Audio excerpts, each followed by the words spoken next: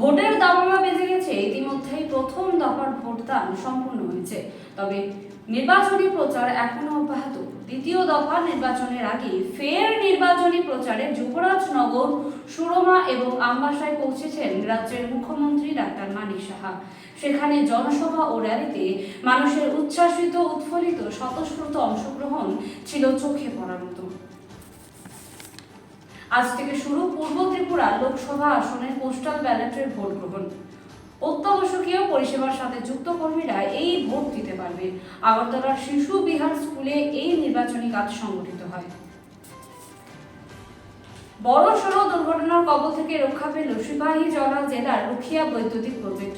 সূত্রের খবর, আমজভা রুখিয়া বৈদ্যুতিক প্রজেক্টে একটি ট্রান্সফরমারে আগুন লেগে যায়। ঘটনাস্থলে পৌঁছায় বিশালগড় অগ্নি নির্বাপক দপ্তরের কর্মীরা। তাদের সহযোগিতায় বেশ কিছুক্ষণের চেষ্টায় আগুন নিয়ন্ত্রণে আসে।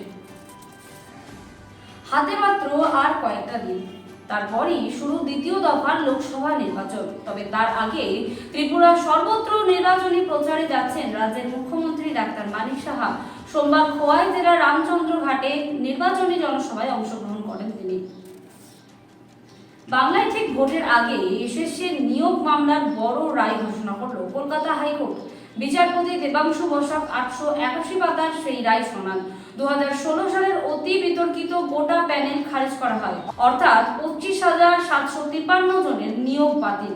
চাকরিহারাদের বার্ষিক 12% হারে আগামী 4 সপ্তাহের মধ্যে বেতন ফেরাতে হবে।